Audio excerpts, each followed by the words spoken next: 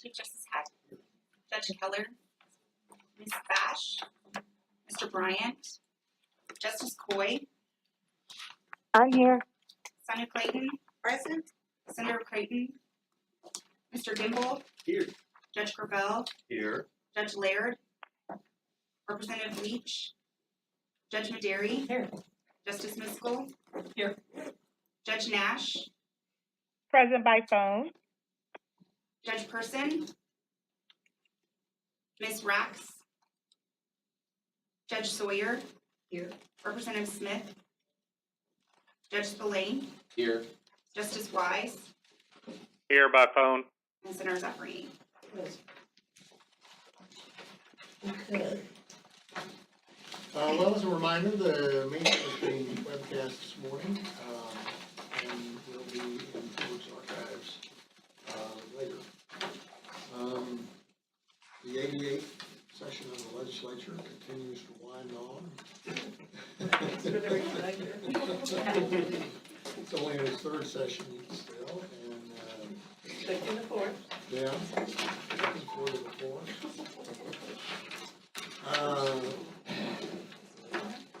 People always ask me, when is your legislature session?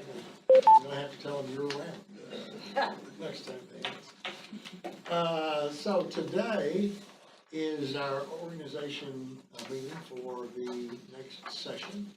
We'll go through and have several presentations on things that are going on, and then toward the end, we'll talk about committee work, some of the charges that we've thought about so far.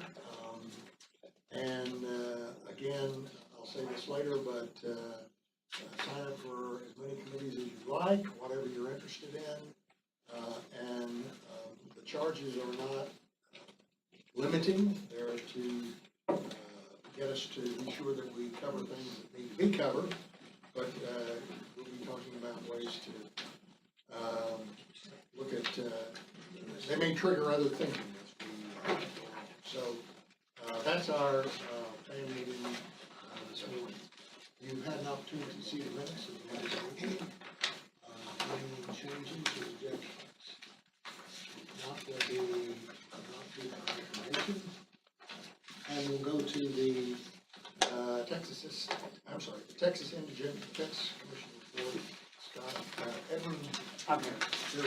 Should I stand at the podium? Please, yes. Ed Koufax. In for Scott Ayler. That's right. Good morning, everyone. New Executive Director. Edwin Colfax, the Grants Director at the Texas Indigent Defense Commission, standing in for Scott Ehlers. As most of you may know, Scott Ehlers was appointed the permanent Executive Director of the Texas Indigent Defense Commission recently after serving in that role on an interim basis. He's unable to be here today and asked me to stand in for him, but we're all looking forward to moving forward under his new leadership. So you've been provided a TIDC update in your written materials. I'm going to hit some of the highlights today. Happy to answer any questions for things that I don't touch on. So June is the culmination of TIDC's annual grant cycle, and our Grants and Reporting Committee, led by Judge Maderi, and the full commission met on June 28th and 29th to review grant requests, and at that June meeting approved over $63 million in new and continued awards. Some of the highlights include 3 new awards, one for the High Plains Regional Public Defender Office. It's going to be administered by Hale County and cover 13 counties in that region of the state that is experiencing a lot of attorney shortages. So we're looking forward to helping them launch that. They're in the process of getting ready to post for the director, the chief public defender for that program.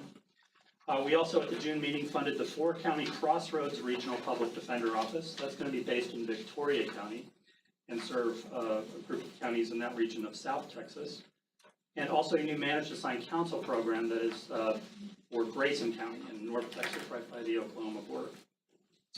In addition to those new grants, we funded $22 million in continuing improvement grants supporting indigent defense across the state, as well as a renewal of funding, this time over $37 million for a 2-year grant to support continued indigent defense representation in Operation Lone Star cases. Let's see. So our board met again in August to consider some of the grant requests that were left pending in June. And at our August meeting, we approved another $3.4 million to Potter County. They're going to be expanding their new public defender office to become a regional program in that part of the state, serving 7 counties. So again, a lot of those counties have been experiencing shortages of attorneys, having a lot of trouble covering their indigent defense caseloads. And we believe these programs are going to be a game changer for them to be able to deliver good services. Also at the August meeting, our commission approved the new contract with Public Policy Research Institute at Texas A&M to conduct an assessment of indigent defense resources and needs across rural Texas. This was a study that was directed in a legislative rider as part of TIDC's budget. And it's an area that we already focus on, but we're looking forward to working with A&M and PPRI to gather hard data on some of the needs across rural Texas regarding indigent defense challenges. And finally, at the August meeting, our commission got an update on a big revamp project. We currently contract with PPRI to operate our data website.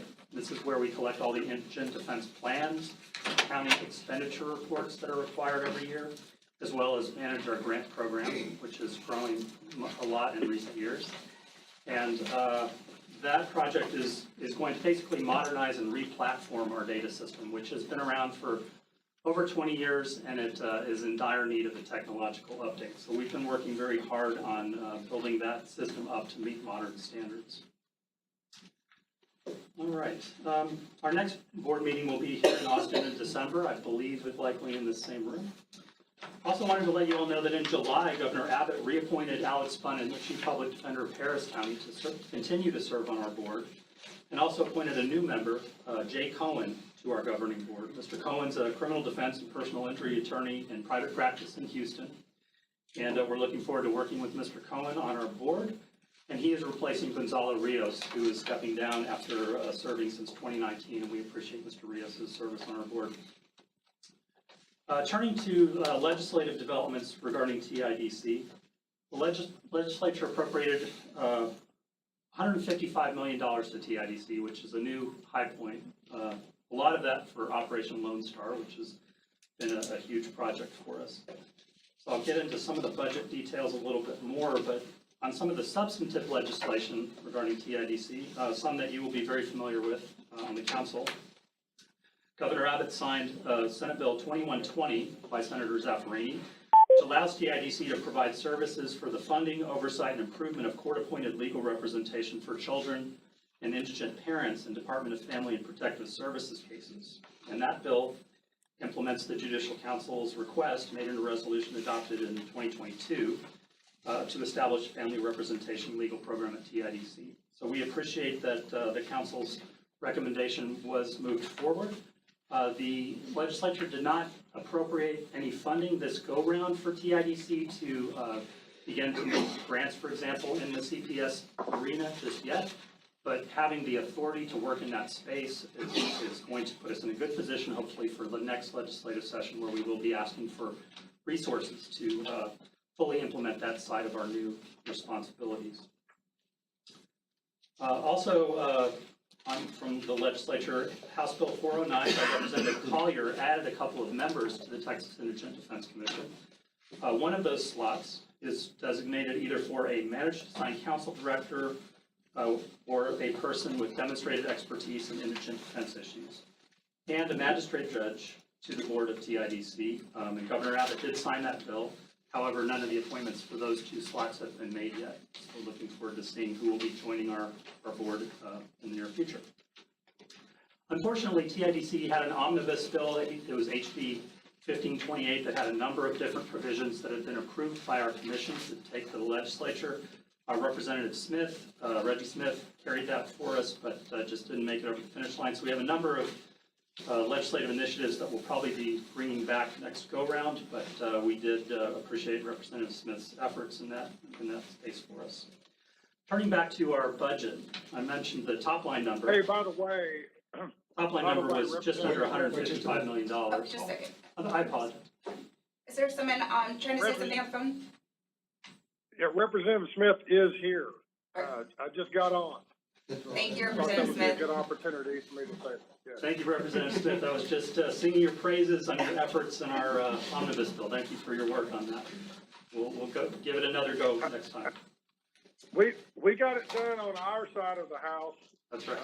We got it done in the house. We just couldn't get it across on the other side. So we'll try it again if y'all want me to. I'm sure we will like to continue to work with you, Representative, on that, but appreciate your efforts. Yes, sir. Thank you. Thank you. Returning to the budget update for TIDC, so just under $155 million in total for the biennium. Some of the important updates are that the method of finance for TIDC's budget, which has historically been overwhelmingly dependent on general revenue dedicated funds, court cost collections, the dedicated state bar fee, et cetera, now includes a substantial amount of general revenue. Our court cost collections have been on a steady decline for a number of years now, and so that has provided a little bit of created a little bit of instability in our revenues, and so we are pleased the legislature has augmented general revenue so that we have a reliable source of funding on which to move forward when we're making grants and making commitments to counties. We need to know that that money is going to be there for us. Approximately $41 million of the amount was included for Operation Lone Star Defense. That's up from about just under $30 million in the last biennium. One of the reasons for that is that there are many more felony cases coming through Operation Lone Star than initially, which were almost all misdemeanor trespass cases. Now we see a lot more smuggling cases. And also, some of the courts, particularly in the felony cases, are insisting on in-person proceedings, which has added to the costs and demands upon the defense. So we did get additional resources, not everything we asked for on that, but some additional money for Operation Lone Star. All right. Couple of, so that's the highlights on our staffing. On our budget. We did also receive authority for 6 additional FTEs. We've been, I will say, struggling at times with the workload to keep up with everything across this state, and so we're looking forward to bringing on a total of 6 new FTEs based on the based on the budget bill this cycle.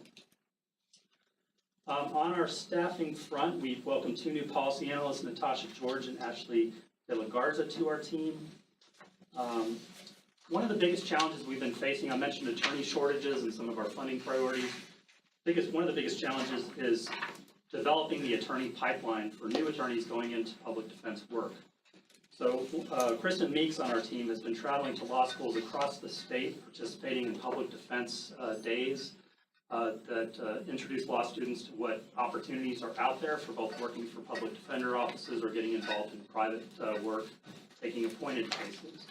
So we're hopeful that those appearances at most every law school in the state, I think she covered 6 and over the course of the last quarter, but we're making the rounds as any place we can, and we're hoping that that effort will continue to pay dividends in getting people interested in doing this work. And then just last week, TIDC hosted an indigent defense workshop at the Texas Association of Counties. This is an event we've been doing every couple of years for a long time now that tries to get county stakeholders from across the state to learn more about options for changing and improving their systems, and also to develop an action plan, something that they can take back to their jurisdiction to implement that will help to improve indigent defense. So it was a very successful conference just last week. We had a number of counties participate, and we're going to be following up with those participating counties on their action plans and trying to provide assistance, potentially offer funding, help, or technical assistance to help them move the ball forward. That's all I have in terms of highlights. Happy to answer any questions. Questions? Have we covered the manpower situations in office, in Operation Home Star pretty well? Fence scales for the court building? We have worked with the Lubbock Private Defender Office, which is the kind of main hub for providing services, to increase the number of available attorneys, both on the public defender side and the private counsel side. So I would never want to go out on a limb and say that we've prepared for any contingency, because there have been some very unexpected contingencies, but we have augmented the representation capacity. So I would say we've taken a huge step forward. Any other questions? Thanks, Evan. Thank you all. So then we'll move to the next item, proposed amendment and new rule for the Administrative Code, Chapter 171, implement some legislation. And Angela and Manna, don't forget that. Manna, thanks. Thank you, Chief. Good morning, members. I'm Minna Ramon. I'm the General Counsel here at the Office of Court Administration. As you are aware, last session, the legislature passed House Bill 2384 and House Bill 1182 that requires OCA to start collecting additional court statistical information and requires the Judicial Council to adopt rules to implement these new requirements. So the packet you received earlier this week, and that you also have at the table, is a packet that gives you the information based on our recommendations on how to go forward. So the Judicial Council's rules are located in Title I of the Administrative Code, Chapter 171. And we are recommending that to implement the changes required by House Bill 1182, that we make an amendment to Section 171.9, which is a provision that deals with other reports required by the courts that are different than their regular monthly reporting. And this provision is specific to counties of 1 million or more, and it has more specific case information they're requesting, and it would be provided at the court level. The other change we recommend would be to have a whole new rule, Section 171.11, which addresses the new requirements across the whole state that would apply to district courts, statutory county courts, statutory probate courts, and constitutional county courts, that is in addition to the regular monthly requirement that is more specific to courts, by court, as opposed to the aggregate data that we currently collect. Also included in your packet is the proposed preamble that we would submit with these rules to the Texas Register for publication. We recommend, if you approve the proposals, that we submit them for publication next week. They would be published in the November 24th edition, and we would leave them out there for public comment, come back to you in January and give you an update on any comments we've received and any proposed changes that we think you should make before moving to adoption. As you've noticed, we also included, I believe it was House Bill 1182 in its entirety, and 2384, I included the excerpts because it's a really long bill, and I didn't think you needed to see the other. It was not pertinent. And if you'll notice, the rules pretty much track what's required by statute. There's no real changes in the rules. The devil's going to be in the details of the reporting instructions that Angela Garcia will be speaking to next. Our plan is when we submit these for proposal, we will also provide a link for the public to access the reporting instructions so that they can also provide comments on that. That's historically what we've done when we've made changes to reporting requirements, and so we recommend that approach as well.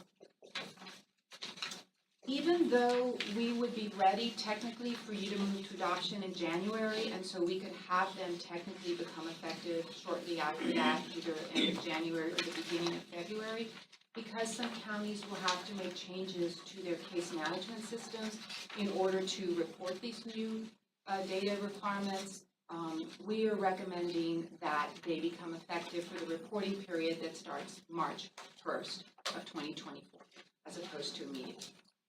So I don't have anything else to add regarding the rules. If you have any questions, I'm happy to answer them, and if not, I'm going to pass it to Angela Garcia, who can give you more information about the reporting instructions. Questions for Mena? Thank you, Mena. Angela? Everyone. As Mena said, the devil's in the details, so we've got draft instructions. In your materials, you've got draft instructions for both bills. For 2384, Chapter 72 of the Government Code required OCA to collect clearance rates for district courts as a whole on an annual basis. So House Bill 2384 adds 2 more data elements to be reported, and that is the average time from case filing to disposition and the average age of the case's active pending caseload. And these 2 measures are nationally recognized by the National Center for State Courts as standard performance measures for courts. So we're following the national standards.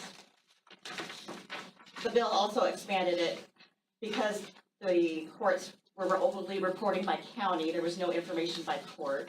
So it expanded to reporting for each court, each district court, county courts at law, statutory probate courts, and constitutional county courts. So greatly expanding what we're currently doing. And this is on an annual basis.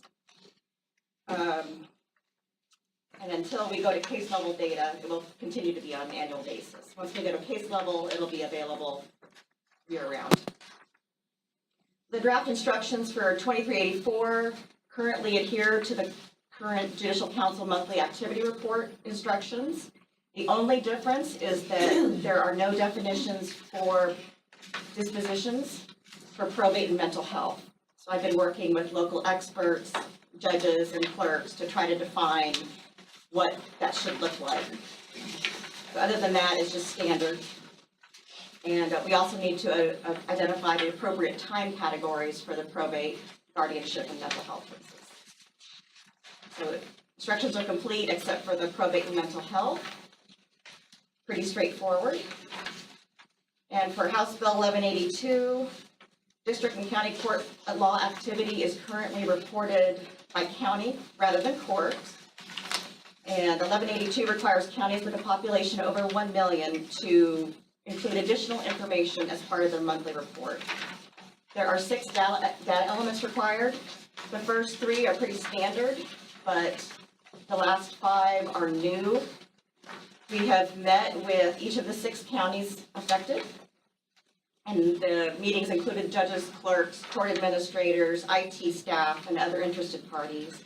We've met with the vendors. We met in detail with Tyler yesterday to discuss these things going forward. And where possible, the draft instructions follow what we're currently doing on the Judicial Council monthly reports. But we've taken feedback from all the counties, their concerns, challenges, and tried to incorporate as best as possible into the draft instructions.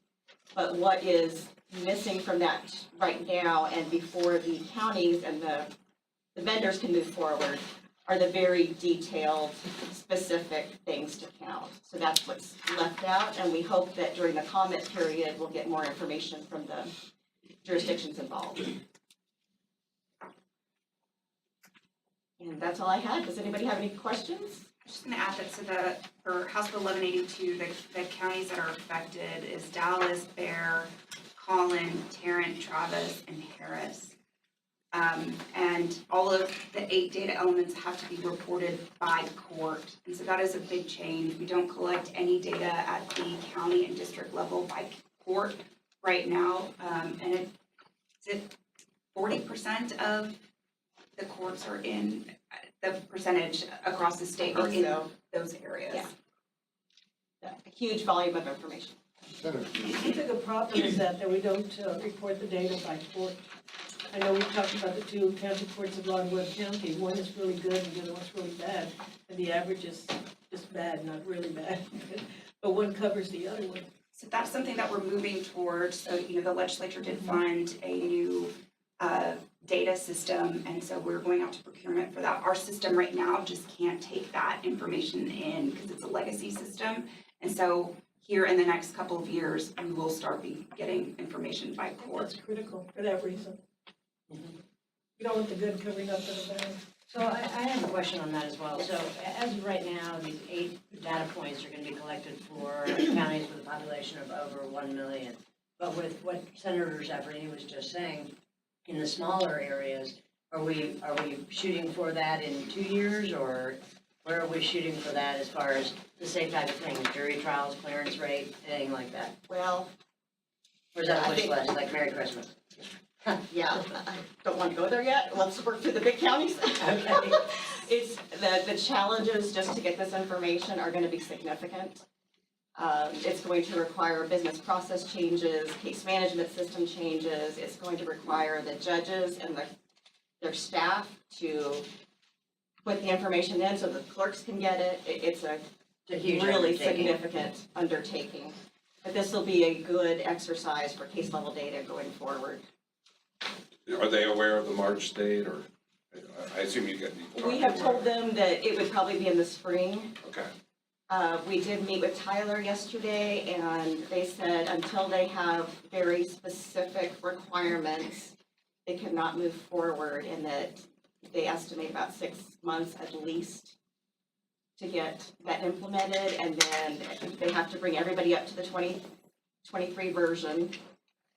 They said some counties may not do that. Dallas, Bear are the 2. All of the top 6 counties, with the exception of Harris and Tarrant criminal courts who use, Harris County has their own case management system, and then Tarrant the criminal courts use TextShare. The rest of them all use Tyler Odyssey as their case management system. So this is that's the big change that has to happen is in the case management system. So are they all going to the Tyler Odyssey at this time? They're not.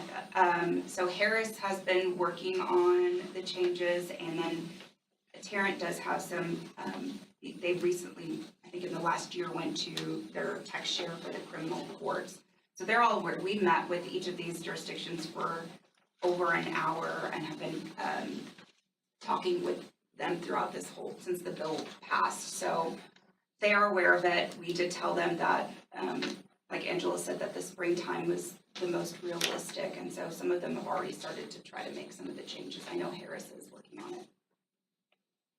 And so if we do it in March of next year, is it going to be released, did you say 5-6 months later? Is that what you're? Tyler was saying that they probably would not be able to release it until 6 months from the detailed requirements.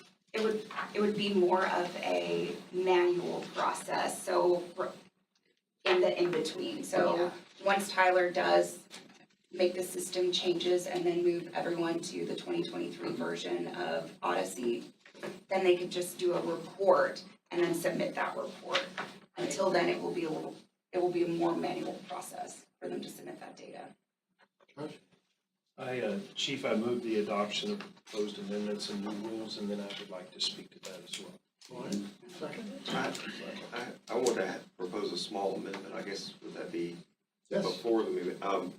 That, we have the funds in section 51-852 from the electronic filing fee, and two of the three purposes for that is for helping counties out in this situation, and projects that help judicial and other things, some sort of grant funding to help out with the programming would be appropriate.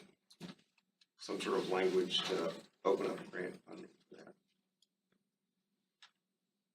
that. Can I ask a clarification question? So are those electronic funds, are those filing fees that are paid to the county and possessed by the county, or is that state funds, or That's the $35 statewide e-filing fee. I guess who is that paid to? Who manages that money?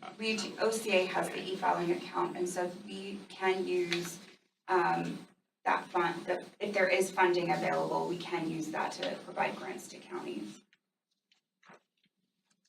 And Tyler said yesterday that they won't charge for the legislative changes, but the issue is getting everybody up to their version to be able to accept it, which is where the money comes in. Any other discussion of the amendment? Once you accept the Well, let me ask, do we have the authority as the Judicial Council to adopt the amendment to dictate to OCA to direct those funds to that? If we have that authority, I'd certainly. I think that, I'm looking at Minna, and I don't have Jennifer here, but I think that we would have to make sure that there is funding, that funding is used to pay the e-filing system. I'd be fine with subject to a funding availability or something like that. Yeah. Just the idea that that's there, so if there is funding available, because I hear my county judge every week or two talk about unfunded mandates. And it's already in statute that we can do that now. So maybe a amendment directing OCA to, in referencing the specific statute, if funds are available, to look at providing funds to implement these I'd be in provisions. favor of the amendment, the second one. Yeah, I second.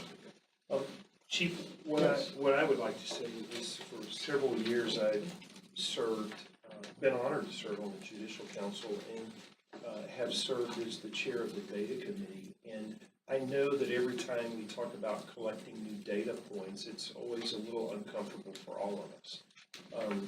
But what I have learned in my short time is that the more data that we collect, the more helpful it is for us when we go before the legislature.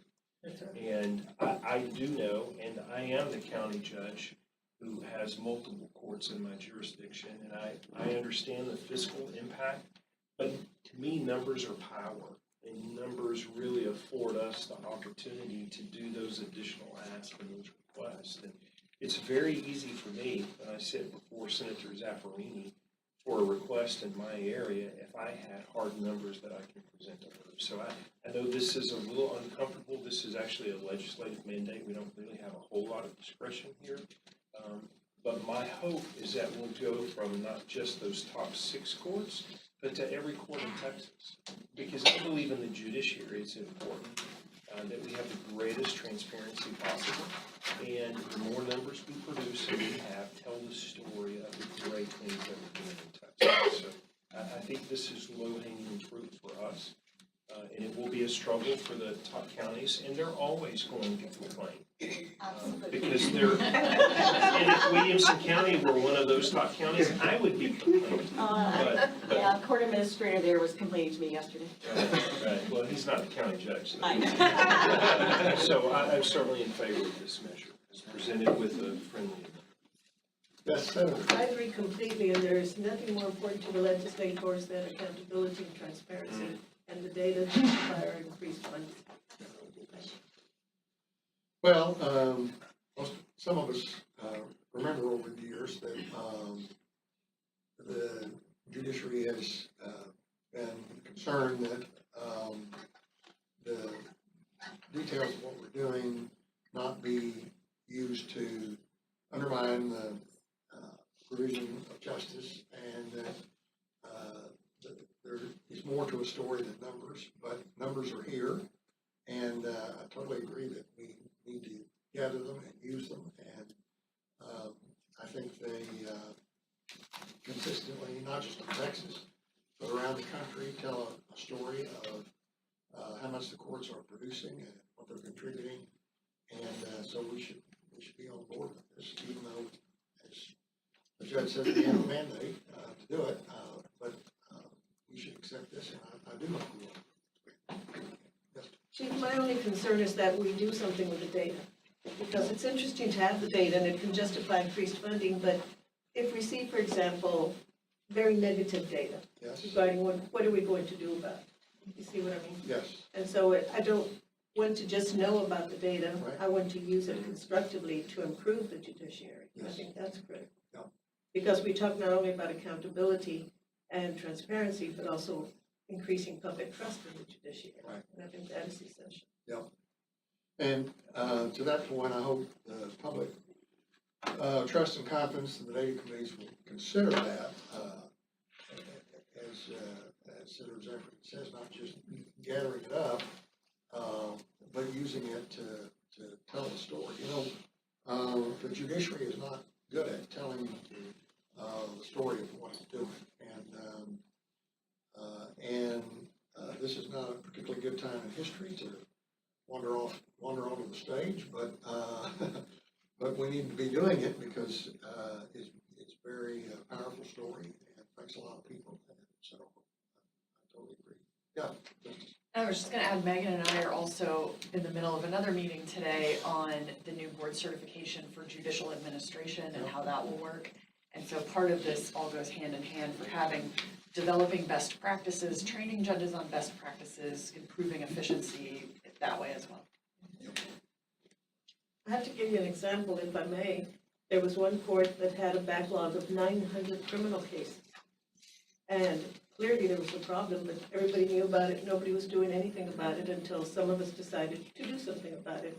And turned out it wasn't only the problem of the judge not setting them, but the district attorney not pushing. And so you use the data to identify the problem and then solve it. Yeah. That's pretty serious, 900 cases in a small county. And conversely, Senator, today we're recognizing a court that has produced really good numbers. So numbers are a powerful tool Yeah. to help us praise those that should be praised and hold those accountable that need to be held. And help them improve, Absolutely. those that have the backlog. You know, I think the greatest joy that I've seen in numbers over the years from the Judicial Council is what we've really done is we've just raised the standard. I mean, we have a high standard of high expectations in Texas, and I see courts measuring up. And I see them living up to that standard, and I think every judge in Texas wants to. So that's what I think numbers are powerful. Any other discussion on the motion? All in favor? Opposed? Carries. Thank you. That takes us to the interesting weighted caseload study. What's in it? Talking about numbers.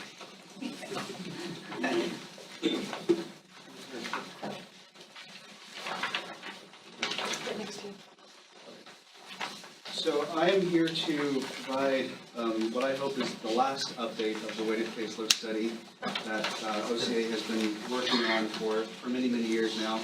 I think most of the members are familiar with the study as we've given an update at previous meetings, but we have finally closed out the study, crossed the finish line, and gotten the results that we were looking for in terms of the outcomes. And I just want to provide a brief background for those of you who are not familiar with the weighted caseload study, as well as the outcomes for your review.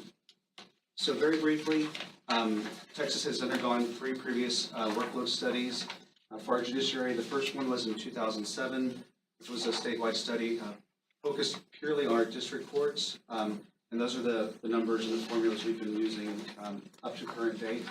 In 2016, we did a subsequent study focused primarily on our CPS courts. And then in 2021, we did a very small study on remote hearings. We worked with about 8 jurisdictions, or 8 counties across the state to work with the judges to see if there was an effectiveness of virtual hearings in our courts. and how much time that was taking up for judges as they were doing virtual hearings. So back in the 86 regular session, that's how far this project dates back. We were directed by Senate Bill 891 to contract with the National Center for State Courts to conduct a new study that would update our 2007 study. The study was expanded to include not just our district courts, but also our statutory county courts, our statutory probate courts, and our 4D courts in the state. This was scheduled to start in spring of 2000, and we all know the reason why that didn't happen. So we kicked the can down the road, and it actually started to occur in the spring of 2023. I couldn't go further without even recognizing and thanking my team that's worked on this with me, Angela Garcia, Alejandro Pina, and Michael Smith. This has been a very long, detailed, involved project, and it took a lot of work on this team just to make it happen. Also want to reach out and make sure that all the judges that participate in this study know how much we appreciate their confidence that we could do this, and that their data and their feedback was important for the outcomes. Part of the study included forming what we called our JNAC, our Judicial Needs Assessment Committee. This was a group of judges and court administrators from across the state that were invited to participate as sort of an advisory group for the study. We didn't want to make a lot of decisions on the study and the policies behind it, just as a state agency, so we felt like it was important that judges could weigh in and lend their expertise. Many of these judges and court administrators were part of the process from the very beginning back in 2020. We did have to switch a few judges from 2023 due to changes in positions, but we did a sampling of our district courts, our county court at laws, our probate courts, and we also had a CPC court as one of our representatives. Again, that group was really primarily just formed to advise, give guidance, and make sort of recommendations once we got to the draft findings in the final report. A brief highlight of how we got from there to here. We kicked off our post-pandemic project in October of 2022. We brought the full JNAC together virtually in December of 2022. The actual time study, the actual data collection that was the bulk of the information that we needed occurred from January 23rd through February 26th of this year. One of the challenges we had that we weren't expecting, that you might remember, is that's when one of the ice storms hit Texas, and that caused a lot of delays in collecting information because a lot of courts just weren't operating. So we worked with the data that we had, but that ice storm was consistent across the state, so it wasn't just affecting one part over another. We conducted a time survey in April of 23, basically surveying all the judges that participated to give us feedback on whether or not they felt that the data that was being reported and collected was representative of the work they were doing. We grouped them again in June. In July of 2023, we formed Delphi groups. These were very much focus groups of judges that weren't necessarily on the Judicial Needs Assessment Committee, but were available to talk through some of the initial data to really give us some feedback of whether or not they felt that those times were representative of what they spend on the bench and off the bench. In August 21, we had our final meeting of the JNAC, and we received our final report in October 1st of 2023.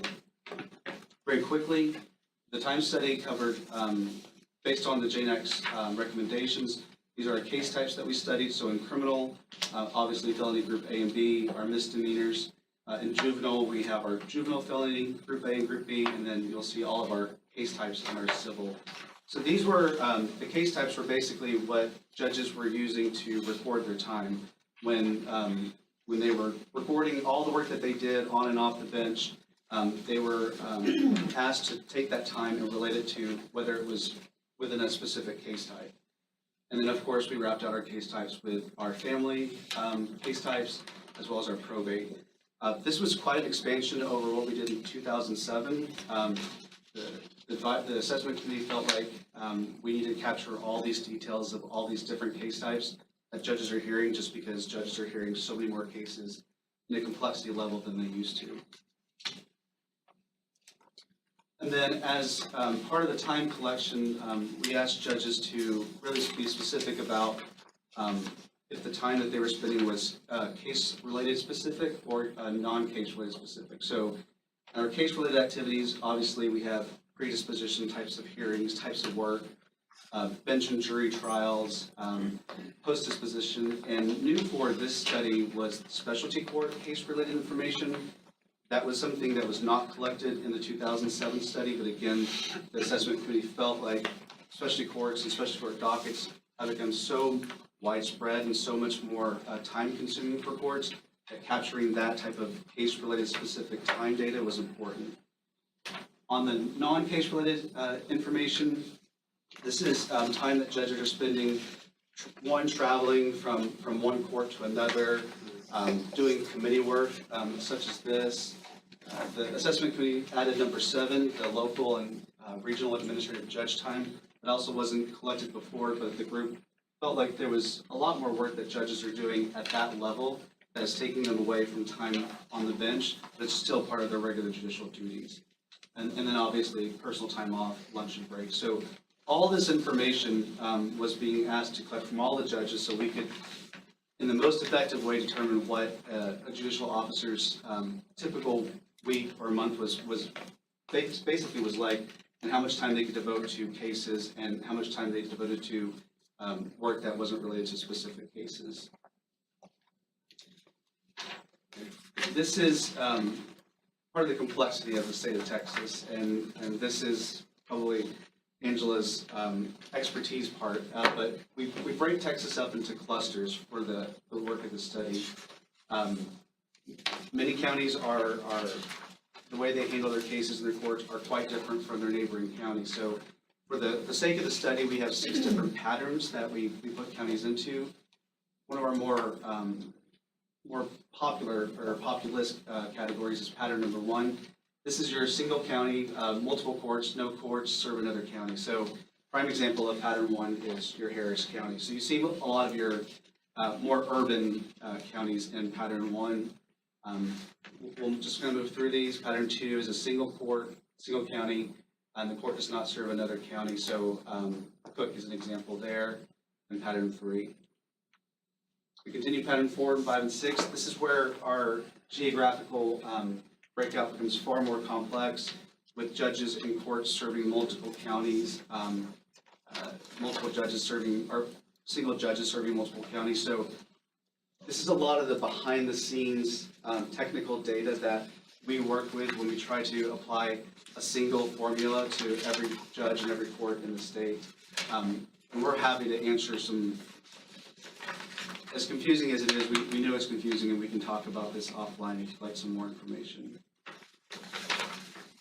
What we came here for was to provide sort of the outcomes. And what's difficult about a statewide study is taking a single formula and applying it to a variety of different circumstances and setups. And oftentimes studies will benefit one jurisdiction and it might not benefit the other jurisdiction. It might not be what some judges think is actually occurring. So the final outcomes of our study showed that there's a need for approximately 707 full-time district court judges across the state. And for the record, I put 322, that's actually, it should be 318 statutory county court positions across the state, and then 39 statutory probate FTEs across the state. So you'll see along the bottom, first, on the first column, you'll see the current judicial officers. That data is collected at the county level. We work with county auditors and county treasurers, court administrators to collect information on employed referees, employed magistrates, employed associate judges, all those judicial officers that make up judicial need in the county.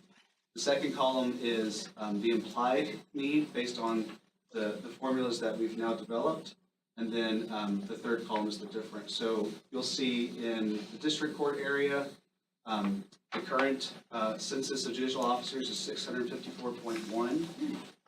Based on the study and the outcomes, the recommendation is that there's a difference of 53 FTEs for our district courts, which is about an 8% increase.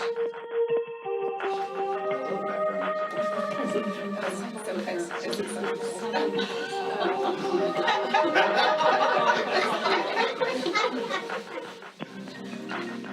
be honest now. Do you want me to hit mute? Would that help? Just turn it down. Yeah, that's good here.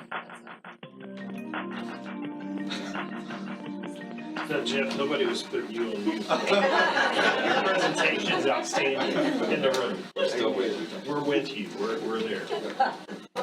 Our statutory county courts, and again, this number was, I updated this number afterwards, so it's actually 12%, what the recommended FTEs for our statutory county courts, going from 284.2 to 317.7, and then in our statutory probate courts, and we heard a lot of local judges on this study in terms of the needs for judicial officers in our probate courts.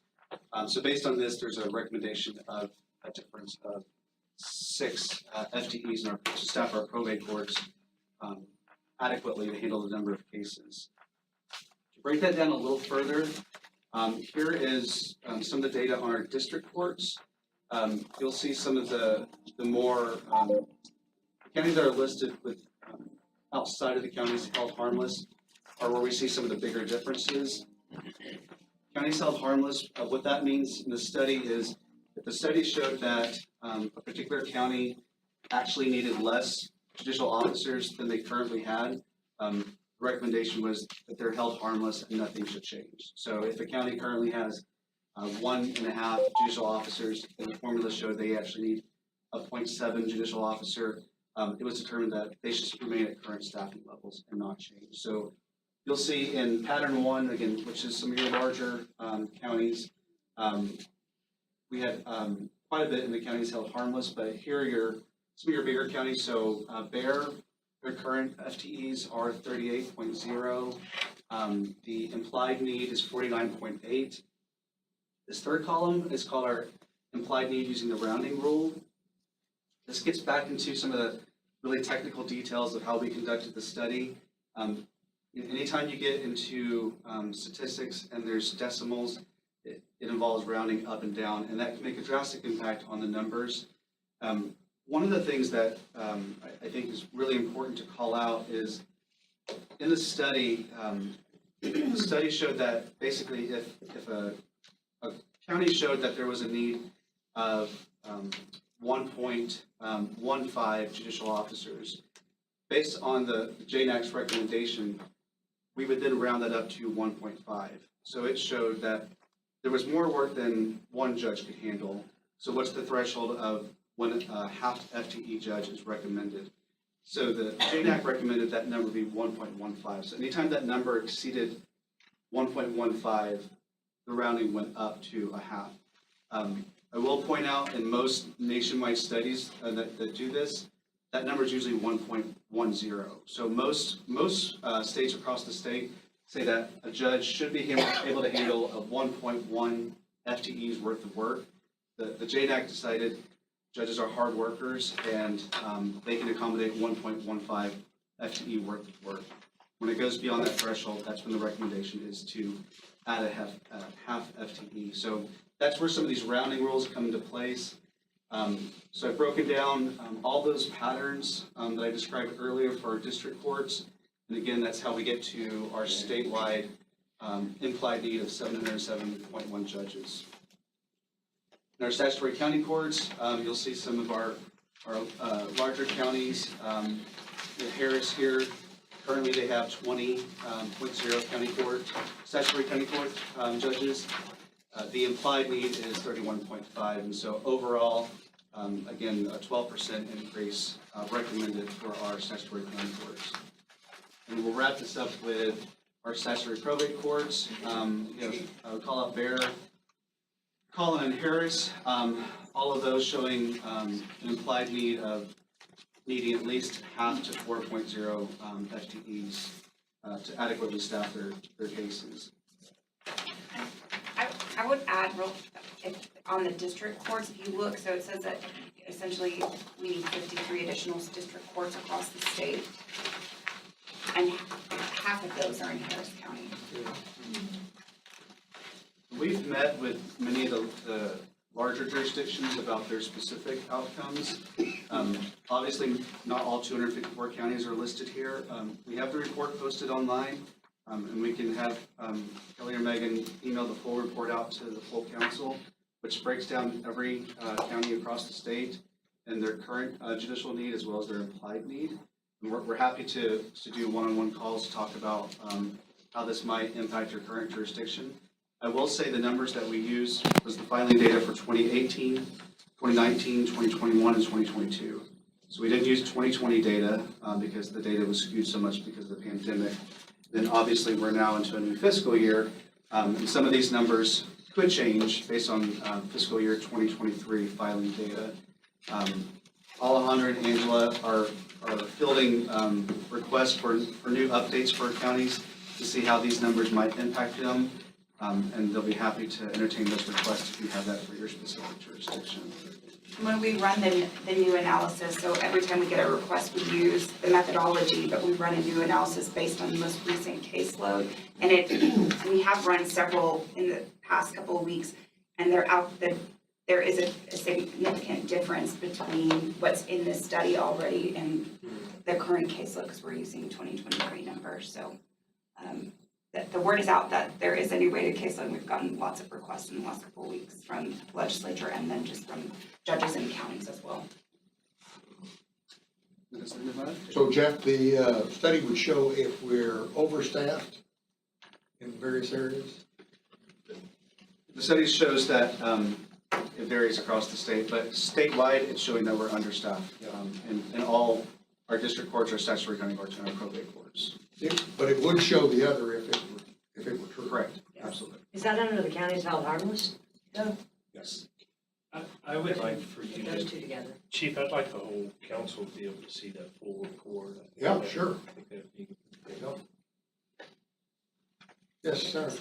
Thank you. Also, when we talk about staff, do we talk about the kind of staff that's needed? For example, court reporters versus briefing attorneys. I'm very concerned about judges who need attorneys on their staff and don't have anybody to help them with briefing.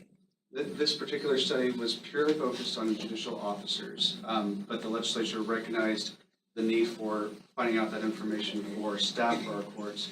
And OCA received a rider in the approved budget to conduct a statewide staffing analysis. So we're currently working on, we'll have to go out to RFP for that. But the idea is to conduct a similar study purely focused on the support staff needed in our courts. Anything from administrative to operational. We talked yesterday about including staff attorneys where as possible and if applicable. So we're currently working on that, and that report, I believe, is due to the legislature. January 2025. I'll be reading it. Yes, let's.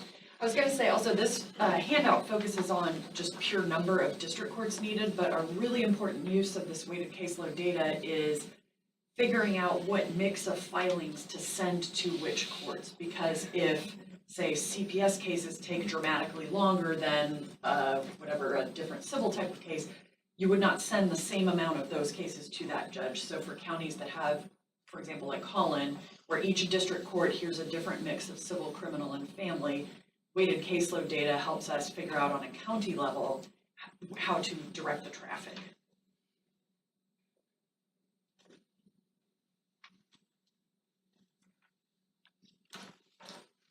And it doesn't take into account the new courts in Harris County this last session. It did not, no. So, They got 3 that came online this year, and they have an additional 3 that will come online next year. Which would put them at needing only 20. Baby steps. right. Other questions? Well, thank you, Jeff. Getting to the point, how numbers can help us see what's happening and what we need to do. These are right now much work. So we'll get that study out to the members of the council and we'll leave that to you. And, any other questions? We can talk about it again. Anything else on that? Then we'll go to the Public Safety Report System dashboard. You know that we've been collecting, bail, records, bail setting records, under the Public Safety Reporting System, and we only have 834,000 of them so far, so, that's, a hefty pile of stuff, and, we're trying to work through it and make it available in sensible ways. Alejandra? Good morning, Chief. Good morning, members. It's been a minute since we've shown you all some of our bail numbers, but now we have a really nice and interactive way to show you the data that is coming from the Public Safety Report System. In January of this year, we started working with a contractor that helped us build these dashboards so that stakeholders in the public can have up-to-date data on what's coming in for bail forms. We're still working on some modifications in the dashboards, some enhancements such as individuals being able to export this into an Excel file and conduct their own analysis based on the information. But for the most part, we have everything here. So the dashboards are accessible through this link here, Dashboards website, and this is under the Statistics and Dashboards section of the homepage of the Public Safety Report System.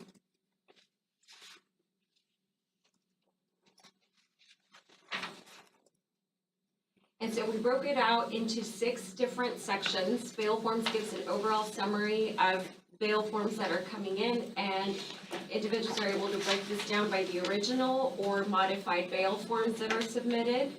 We have detailed summary statistics on the offenses as well, the bail bonds and the amount for the bail bonds, an overall summary where you can see at a high level for each county, the level of offenses that have been reported, and the type of bail. We have the bail forms detail where you can pretty much see every single item that is in the completed bail form that is under our topics page in a different website. And this is the section that we hope will soon be able to be exported into an Excel format as well. And then Senate Bill 6, which is where the bail system was mandated from, also called for 3 additional reporting requirements that are collected in the monthly court activity reports. And so that information lives here in the card section.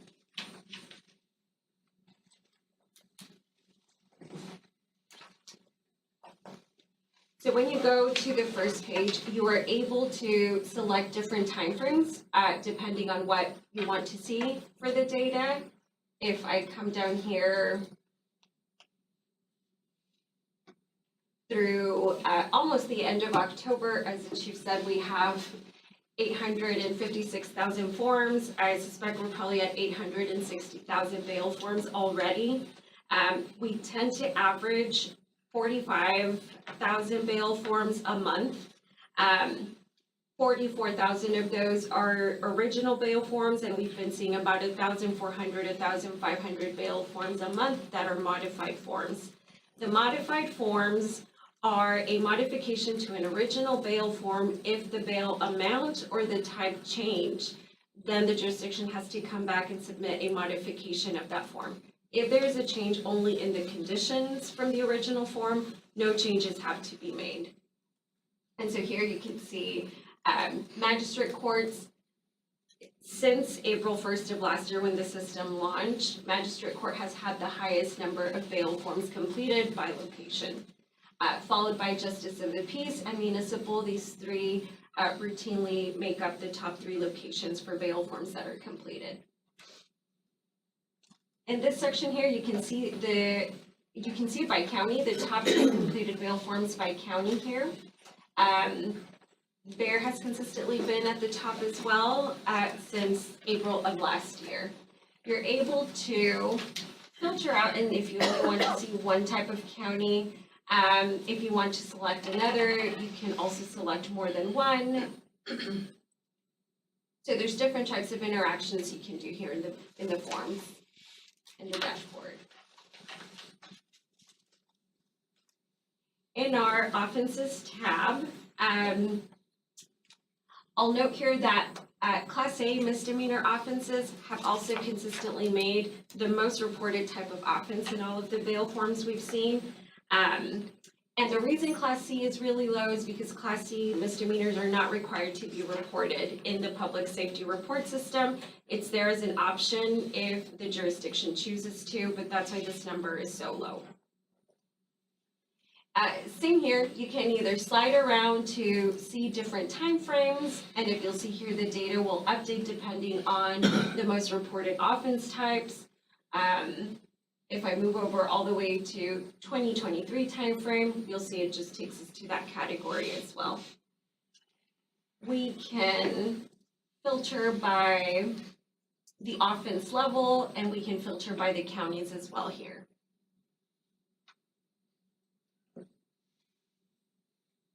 Here's our bail amount and bail type information. We've consistently seen that cash surety makes up the majority of the bail types that have been given, which from April of last year through October data, it's been 87% of those bail types.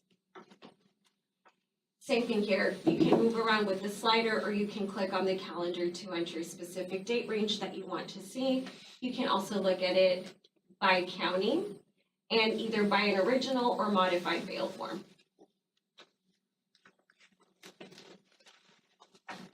In our summary data, this gives you a breakdown at a high level for the county. You can click on the county and let me choose one of the larger counties so we can see some more data. Where's Bear? Here. You can choose to see either district or county courts. This is what Bear County has right now. Other counties will have their JAPs or municipal courts as well. It depends on where the bail form is directly coming from. You can see we can do it by the month and by the year. This one doesn't filter down to a specific date range. It's in a monthly format. There we go. And you can see the breakdown by the offense type, by the type of bail that was awarded, or if it was denied, and the total number of completed forms for that county. And all this data is uploaded nightly, so it's fresh. It refreshes overnight, yes. Every day. Mm-hmm. And this is by actual county, right? You're not doing any of the cluster ones again? No, Okay. no clusters here. This is by county. Give you something to look at right there. Thank you. This is the detailed breakdown. So if you go through our topics page to where the bail forms are being published, every data piece that is in those bail forms is in this section of the dashboard in a table format. And so this is what we're working to be able to export to an Excel or a CSV file. So anyone who wants to perform their own kind of analysis is able to come and export depending on the time frame they want to see. Same as with the other dashboards, you can filter out here by the year, by the offense level, and by the county if you only want to see one specific county. We can also sort here through any of the fields here. So if you want to look at it by magistrate, by magistration date, by defendant, by the offense level, you're able to do that just by clicking on that column. And the last dashboard over here, this is our card data. So this is what our county and district clerks are reporting to us in the Judicial Council monthly court activity reports. The three new data elements that came with this report was failures to appear, cases in which the conditions of their bond were violated, and if an offense was committed while this individual was out on bond. Keep in mind, these numbers are significantly lower than what you see in the other dashboards, and that's because this is for filed cases only. That is the only information we're able to capture right now at the district and county level. And failure to appear consistently is the most reported type of the three elements. I don't know. Good question. I'll come back. And I would say Here, any questions? also add that So we think this dashboard is super helpful. It was spurred by, I wouldn't say complaint, but a comment that we got that the way that we were posting our bail data wasn't very helpful for people to sort through. So I think this dashboard accomplishes that, but we're looking at doing this to all of the data that we collect so that it's just user friendly. Anyone can go in there and it's very intuitive. So that's something that we're working on as well. That's great. Have we had requests for any of this information? Yes, we do. It has slowed down, but I would say earlier this year, we would get at least 1 or 2 monthly requests for some type of data coming from the system. Prior to having this information available to us in this format, it was us having to go to the vendor, to Audemon, to request the information, clean it up, and be able to send that back out. So we have seen a reduction in those requests, and I can't help but think that the dashboard being available to the public has helped with that. And do we know if there's media interest or study interest or any particular kind of? We have had interest, I believe it was researchers from Harvard and there was another university that have reached out to see the bail information that we're collecting. They are waiting until we're able to export into that CSV or Excel file format, but there is research interest in this data. We haven't seen much of media interest, but certainly different research schools. Senator? I'm glad it's available to the public, but how do we know it's available? We let them know it's on our website. We also put it in a notification that came out of our bail inbox, at least to all of the users, and they're free to share that information. There's a quarterly newsletter, right? It's gonna be quarterly now? Okay, Jeffrey. We started a quarterly newsletter that goes out with bail information and anything coming from the PSRS, so we can incorporate that link there as well. Is the link on the Office of Court Administration website? Yes, it is, and so here in the PSRS homepage, it's under statistics and dashboards. Thank you. And is the dashboard modeled on any other kind of dashboard in the country, any similar presentation of information? No, not that we have seen, and actually just the PSRS system itself, I believe is one of a kind that is able to capture all this information statewide. So very exciting. We need to get the word out. Yeah. That's what I'm hearing. Yes. So good.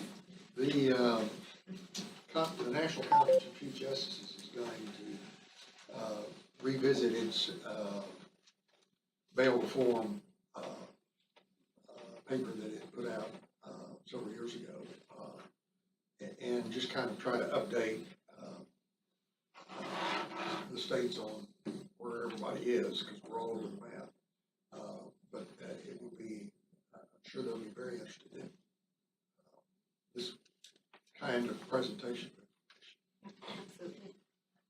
Chief, I have a Yes. quick question. So have you done a deep dive? We were kind of just talking over here in regards to, is there any correlation between like the amount of public safety reports done and the repeat offenders versus like PR bonds given versus cash and surety bonds? Like we were just looking, because Brazoria had a ton on there, and we're just trying to figure out, have you done any kind of deep dive into why that is? Not yet. It is something we want to start looking at now that we have about 1.5 years worth of data, because before it was still, the first few months of data, I'm not saying they were all unreliable, but everyone across the state, it was all 254 counties learning how to use it, how to navigate it, what to report where. So I think we're getting to a better place now where we can take a look at the data and make some comparisons. We've also gotten some requests to be able to look at the kind of conditions. And though the conditions are a little harder for us to take a deep dive in, we should be able to start looking at a very high level of the type of conditions for certain types of offenses, for example, and then break it down by a county level too. So We're able to start doing a little bit more, but that's just recent. And I would also add to that, so the card data, which would have the failure to appear, or if you were out on bond and committed an additional offense, that's aggregate data that's coming into us, so it's just counts. We don't have identifiable information like we do in the public safety report system. So it would be nice if that information could be included in the public safety report system, but we are limited because of the legislation. It says only this can be collected in the public safety report system. So that's something, I know bail is going to be a charge for the Criminal Justice Committee to look at, making a recommendation for that information to be included in the public safety report system, because then we can connect the defendant who failure to appear or who commits an offense with their bond or their bail form. So just have more information. In terms of recidivism, what we could look at right now is if, again, we're at the mercy of how the data is being entered. So if a defendant was entered with the same name, same date of birth, and they've had multiple arrests, then we are able to see that in the PSRS, but we can't link or match to our card data right now. As a magistrate, I find it very interesting when we go in and we see the criminal history prior to the reporting system of reoffenders out on bail. And since the reforming, we had so much pushback on bail reform, the reporting to the district judges that they have a defendant that has reoffended another felony is just, I think that's a good piece of information that we need to let the public know. We're just lucky that we heard of the horrific offenses that have shooting an officer, but there's a lot of people out on bond that are reoffending felons. Oh, absolutely. I mean, this is, Well, and you gotta put jail overcrowding in there, I mean, there's just a myriad of reasons to. I mean, it's the 21st century, for goodness sake. This is one area of the justice system that is just really behind, and it affects the public directly, and people are concerned about it. It affects us, the jail population, as you say. So it's good that we're doing this, but it'd be good to publish it more, get it out there. As we see things, we think would attract interest. Yeah? Any other questions? I have one. Do I understand you to say that the reason that Harris County, for example, is far below Bear and also Tarrant is because there might have been slower rollout and participation at an earlier stage, or? No, Harris County is actually in a special situation. Megan, So Harris County, because of about half of their misdemeanors are not going through the public safety report system because of the bail settlement agreement that they were a part of. They have a completely different process for about half of their Class B and Class A misdemeanors. So I know that's something that they're working on because it does skew their numbers being low at the misdemeanor level because a good portion of them are not in the system. And to give you an idea, I requested the DPS arrest data to see how far off Harris County would be from what should be reported in the system. And it's about 40% less. So they would definitely make the top county if they were reporting all of their misdemeanors. So that was in the bail legislation that didn't pass this session to require, no matter what, that if bail form has to be completed in the public safety report system, even if you're not using the public safety report system to get the criminal history. But obviously that legislation didn't pass. Maybe it'll come back in a special session, we don't know, but it did pass this. Would there be a way to go back and retrofit it so that the data is not permanently skewed? I think they could technically go back and submit old bail forms, but it would, I mean, we're talking thousands, like probably over the past year and a half, maybe 30 to 50,000 that are not in there. There's a lot from Harris. So if they could, it's possible, but it would take a lot of work. You may need to put a little asterisk next to Harris then, because that data is going to be very misleading to people. Yeah, we can do that. And I thought of this before, but I've kind of it slipped my mind, but I'm wondering if we can just, check with the district court or whoever the special masters are, or, judges in the consent decree, or see if they can modify that. I don't know why they would object to, a modification to let this, data be reported to us. It's probably just an accident. I think the consent decree predated It did. our reporting. And there's talk about it kind of validated, there's still lots of ongoing discussions there, but we check in regularly with Harris County, and we'll say that the council is making that request again. Is there a way to filter data related to age? No, we don't. We capture the date of birth. The closest or the most that you can do is in our details page. And let me see. Oh, and actually, no, we're not publishing the date of birth. It's just the name of the defendant, just for some confidentiality purposes. We could provide aggregate data in a summary version if someone were interested, just maybe like offense by age of the offender. We just wouldn't release the detail of it. I think it's important.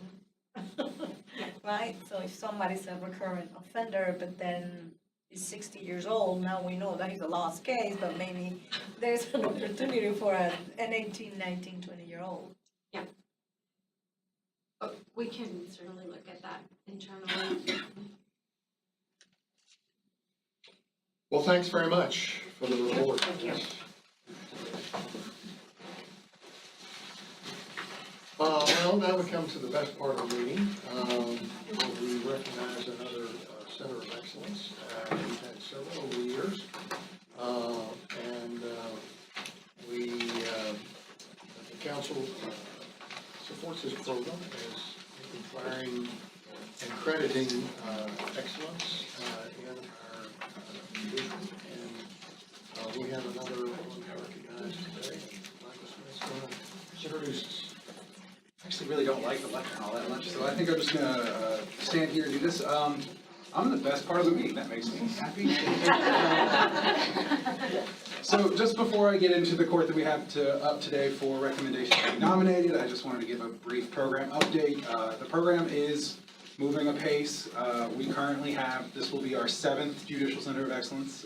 We currently have 3 waiting for me to go out and do an on-site interview. We have Judge Luna, County Court of Law 3 in McLennan County, Judge Nash, who's with us by phone in Dallas, and Judge Holmes here in Travis County. Those are 2 new JPs we'll be moving through. There, including those 3 courts, there are 9 other courts currently waiting for me to get started with them.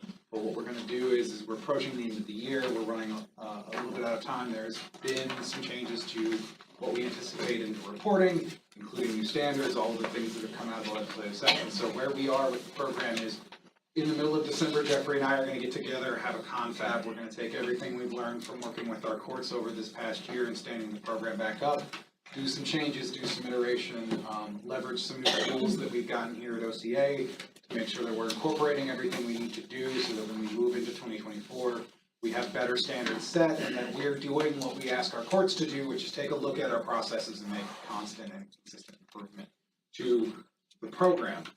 Some new adds into the list. We have another municipal court, Laredo Municipal Court, has reached out and is going to be interested in, so we'll be bringing them on next year. So I'll be heading back down to Webb County to go with that.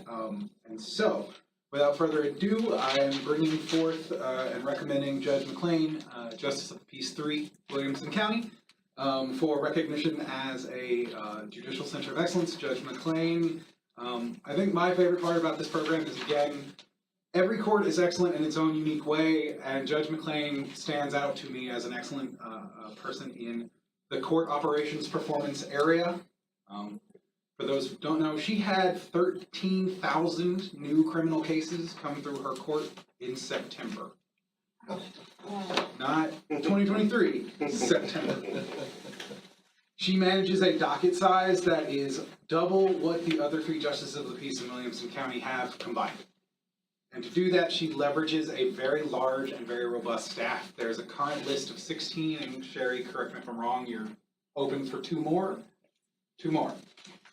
So their claim to fame and what brought them to our attention is they are a very dedicated, very well-run court in judicial administration. Every process is written down.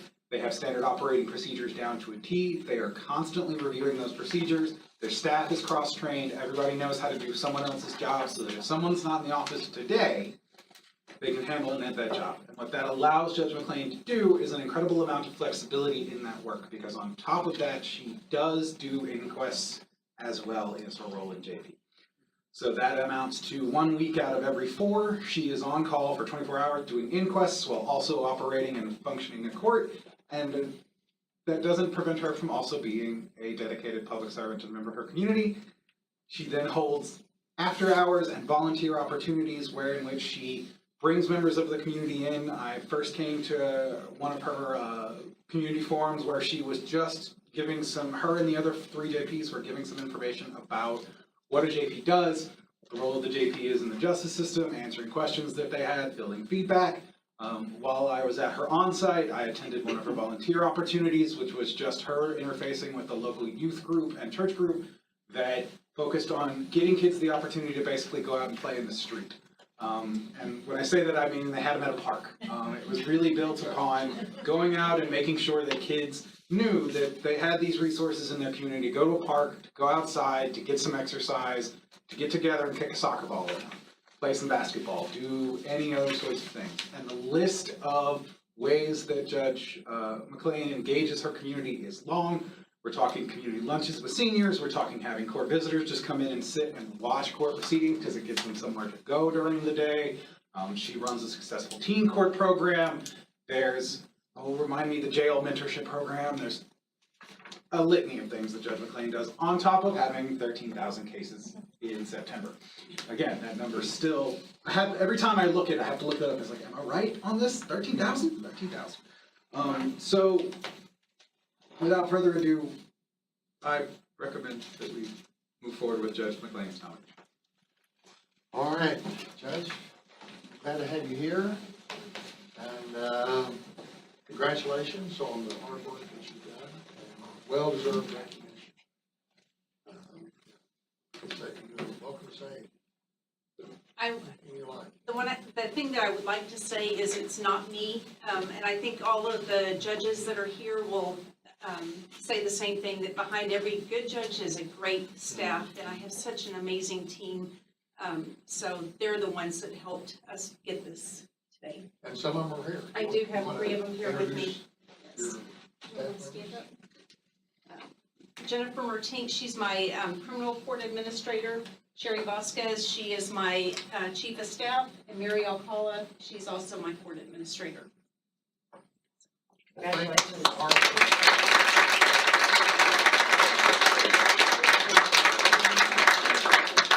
Make a motion, do you make a motion? Yes. I'd love to make that motion. All right, I'll second. motion and second, any discussion? I have a question. Yes. What does it mean to have 13,000 cases a month? If you work 30 days of September for 12 hours a day, that would give you about 90 seconds per case.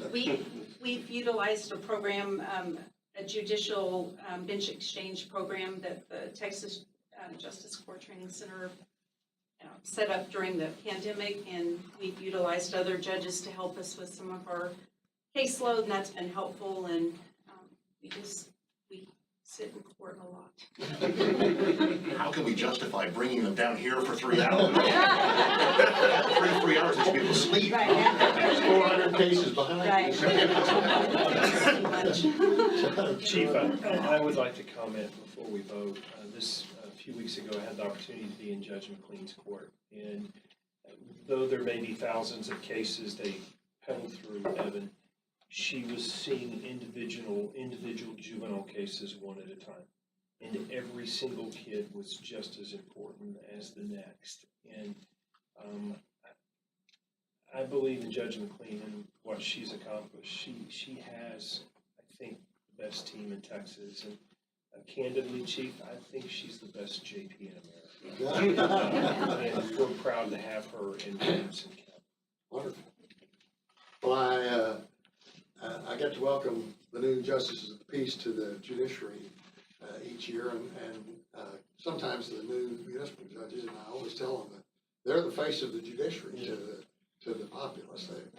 They don't come to see Justice Young and me, who we are, but they are very concerned about who's sitting on the bench in that juvenile case, and what's gonna happen as a result. So, yes, Have Senator. we made any progress regarding the plaque that the Centers of Excellence could post? So we do have certificates Yes. that are framed that we have been providing, but I know you want more. The wall from- plaque. The wall plaque, Yes, the yes. wall plaque. That's something that we still need to explore and funds to purchase those. And I also think it'd be nice to inform the legislators. Yes, yeah, we'll run the letter. Instead of press release. Yes. So there's a motion and a second. Any discussion? All in favor? Aye.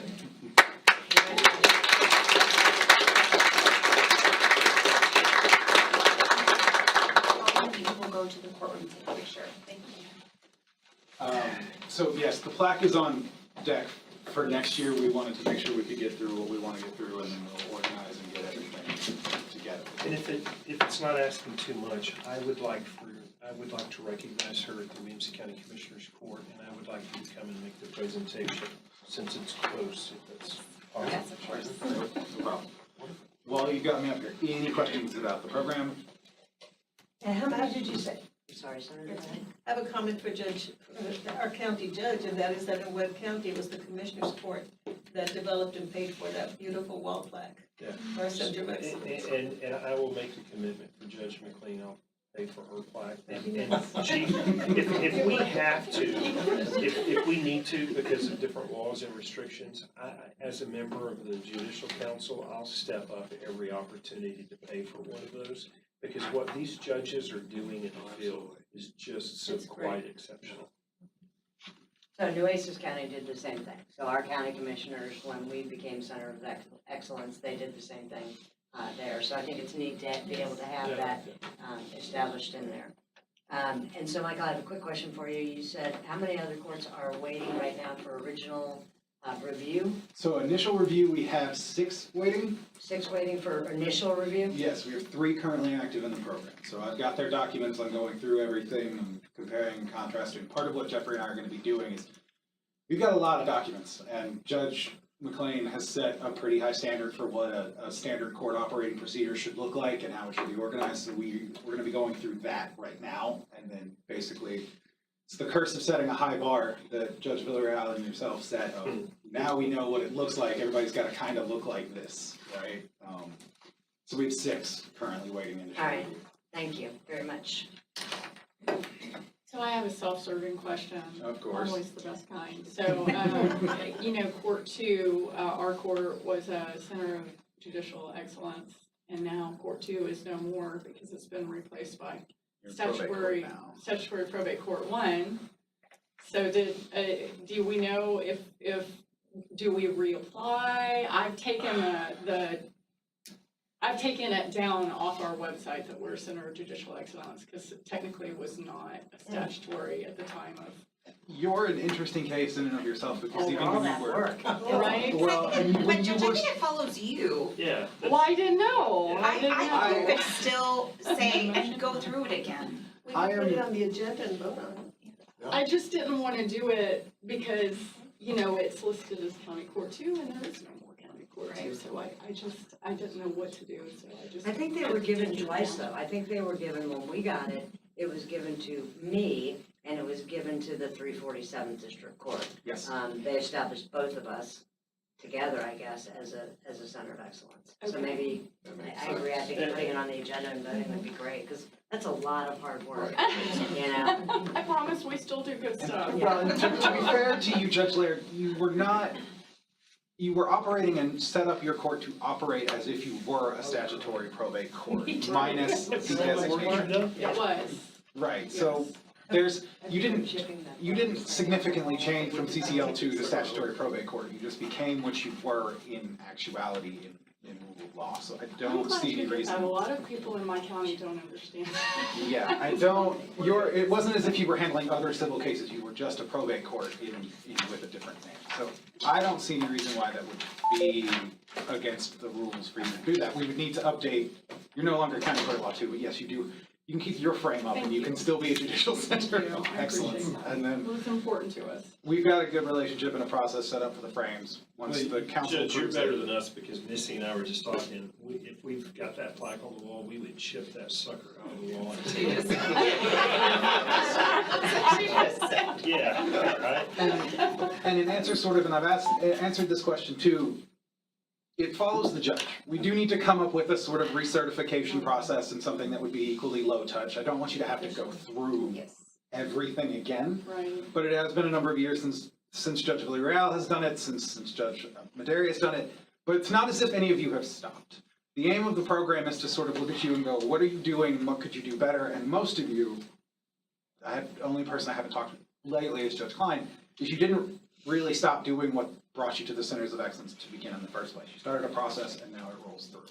So the only thing that really would sort of change is if it was you stepped down from the bench and a new judge came on, we would then need to start the process over again. New judge, new administration, new recognition, we need to see something along those lines, because of course, Sorry to ask so many questions, but I really love this program, I think it's an important one.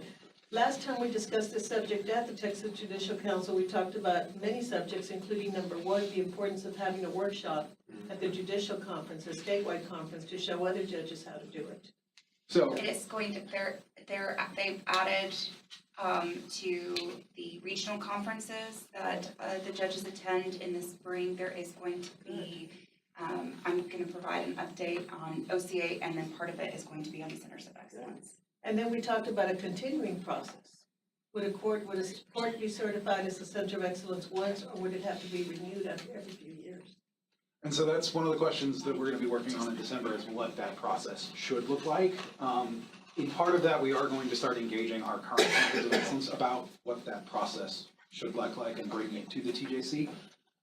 This is a program out of the Public Trust and Confidence Committee, so I think that is possibly a question to bring forward as part of the Public Trust and Confidence Committee as to what that should look like in the long run, so that the program is institutionalized and keeps going and moving forward. To the question of regional conferences, I've spoken to Judge Villarreal because the way the regional conferences really do work outside of Megan's work is, if you ask, I'll come. If your judges are presenting, if you want to present on the Judicial Centers of Excellence, if you're sitting in a conference, ask and I shall be there. Judge Russo had me out at the North Texas Judicial, JPCA event in McKinney on Thursday, yesterday. And then I was in Del Rio last Thursday at the South Texas JPCA. So I'll go anywhere you ask me to go, and this is my favorite project. I like working on it the most. But you get a ton of bang for your buck when you do it at our regional meetings, right? I mean, although you'll be overwhelmed. It's on the agenda for the regional meetings. As if I'm not. I think it's Michael. But, okay. Thanks, Michael. You're very welcome. So that takes us to new business.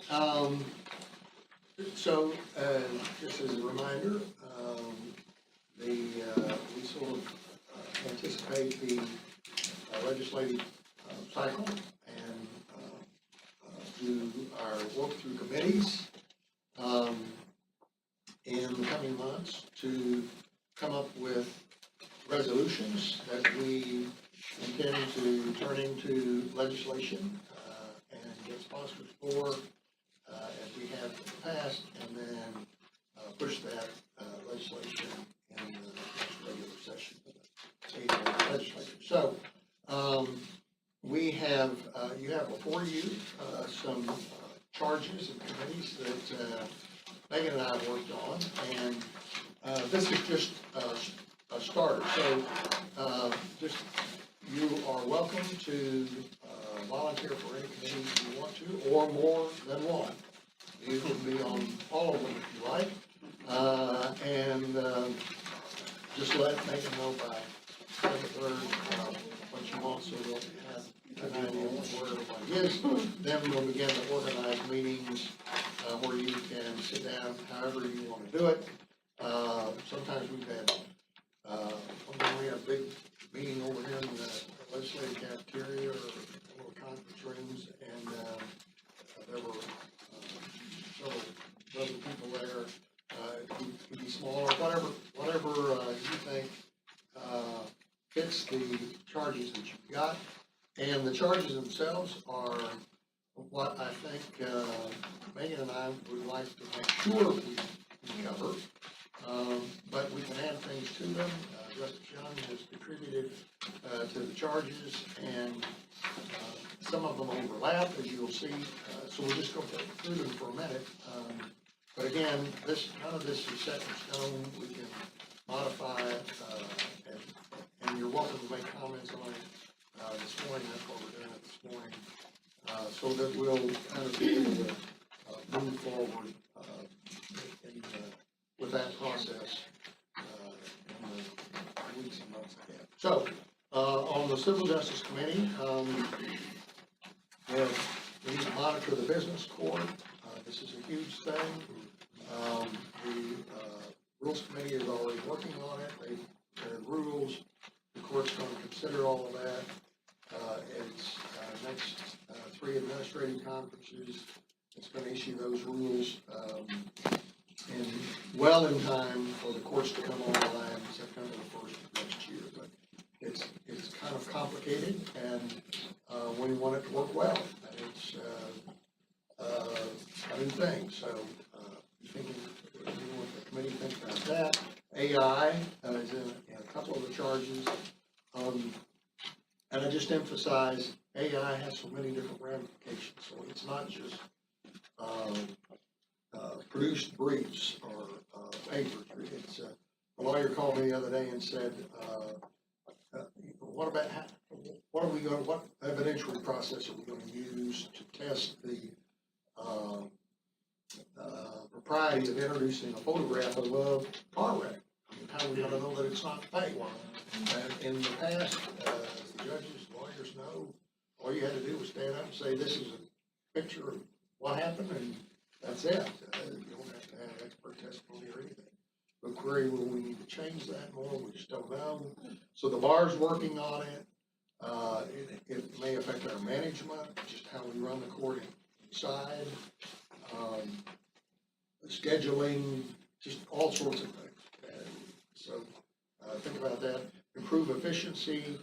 The work with the OCA on their study of court personnel workload, study ways to simplify the jurisdiction of the courts of Texas. So we've heard this morning again, one more time, that Texas is a very complex state jurisdictionally, court-wise, case-wise, and what can we do to simplify that and make it more uniform. We'll ask a couple of the groups to talk about judicial terms, should they be extended. So I think my predecessor, Chief Justice Phillips, used to say that Texas is the state with the shortest terms for partisan election of judges. And several states do have partisan elections, but most of them have longer terms for their judges. So 4 and 6 years is pretty short.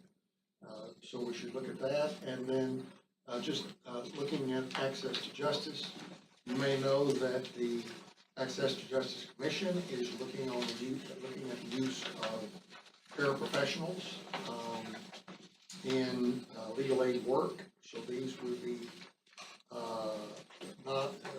these would not be licensed lawyers, but they would be able to provide certain limited kinds of legal assistance in the Access to Justice program. So they should be finishing that work in the next few weeks. But we want to continue to think about how we can improve access to justice in the state. Chief? Yes. And they related to that, and a topic that has been discussed extensively and repeatedly in the legislature has been the use and the need and the title of associate judges. Okay. And that certainly is related to that, and we can include that. All right? Have that. On the criminal justice side, and this, we just put it here, but it could go anywhere, security. So we just, recent events remind us again, we've got to be careful about security. We've already got Judge Kusurik is our valiant survivor of attack and personal attack. And so we need to just keep working on it every way there is. The feds are working on it, and it's just something we have to stay after. Ways to improve court efficiency again, like the civil group, the bail system that we've talked about, and Operation Lone Star, and then the study OCA doing on personnel workload and current judicial terms. Some of those overlap, but there might be a little different aspects of it from the civil perspective and the criminal perspective. So we want your thoughts on that. Data, we're trying to get into the 21st century here. So we're trying to gather data on court operations and court by court. So we continue to work on that, how best to do that. And one very important thing that we talked here about the meeting this morning is getting that out. Again, making sure that the other two branches are aware of what the courts are doing, and but also the public and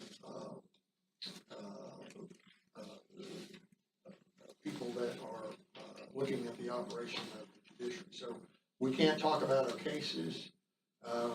Judges can't, of course, and but we can talk about the operation of the courts, and we can talk about making it work better, and that's something we can explain and I hope brag about when it's deserving, and show that we are trying to listen to the people that come before us and make sure that that they appreciate justice being done. AI again, and then trying to have as uniform and thorough a data collection interface, user-friendly source like Pacer. Pacer got the jump on us by about 10 years, 15 years, but that we just need a complete way of doing that, of looking at that information. And then one thing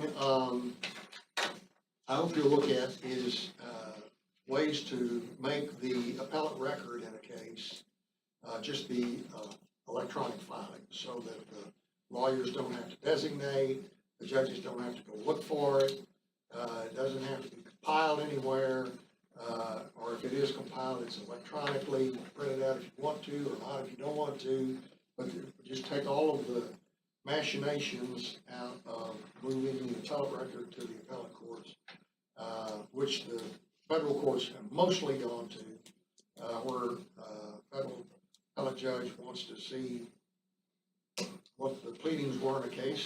She pushes a button, and there they are, and she doesn't have to worry that the lawyers didn't send it, or it's hidden somewhere, or you gotta have a password, all these things. So the more we can do to make that part of our system, the appellate system, easier to navigate, it seems to me,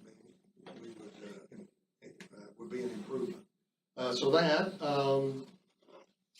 and then on public trust and confidence, my goodness.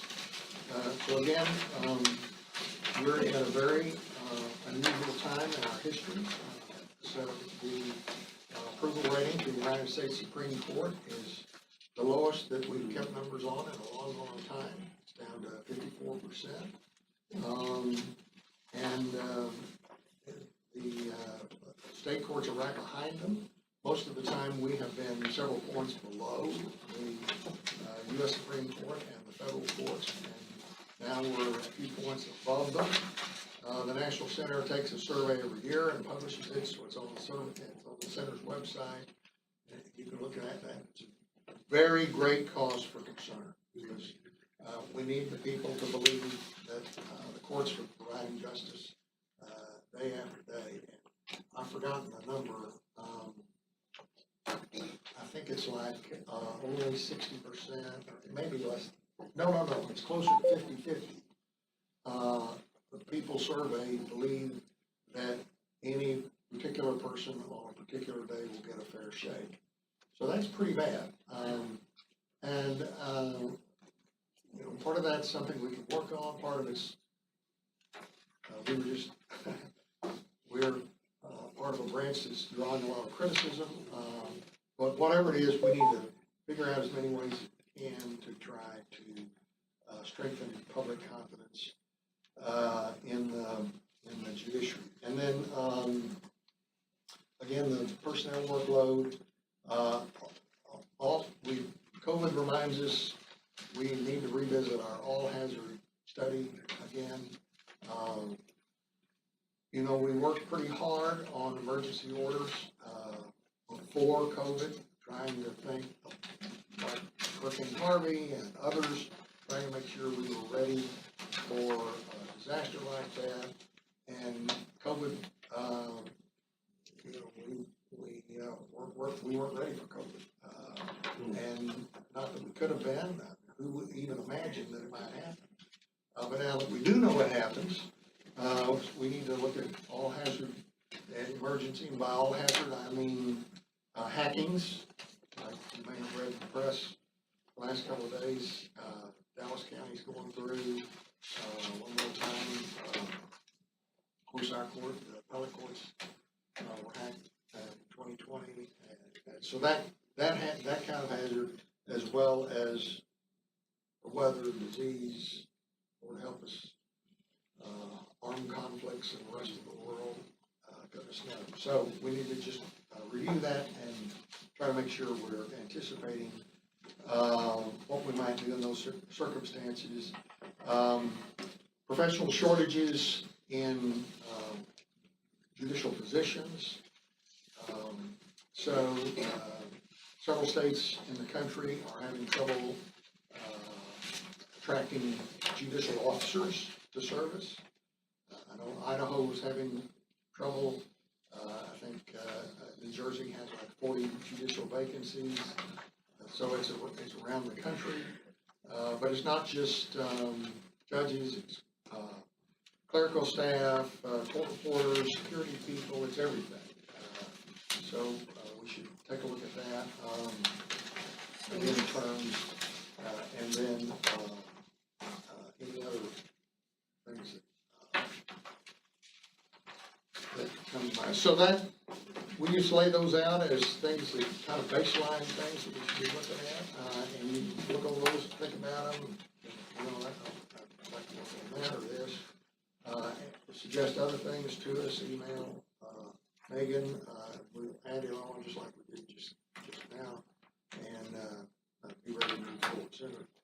I would suggest that we ask the Public Trust and Confidence Committee to address the issue of the courts of excellence, the centers of excellence, and how to expand it, improve, and strengthen it. And number two, the continuing problem related to the Commission on Judicial Conduct. How we can make sure we strengthen it. And I think that we need to look at the Constitution and the laws and make some recommendations regarding the state constitution and the laws, specifically as it pertains to the Commission. Okay. Justice Young?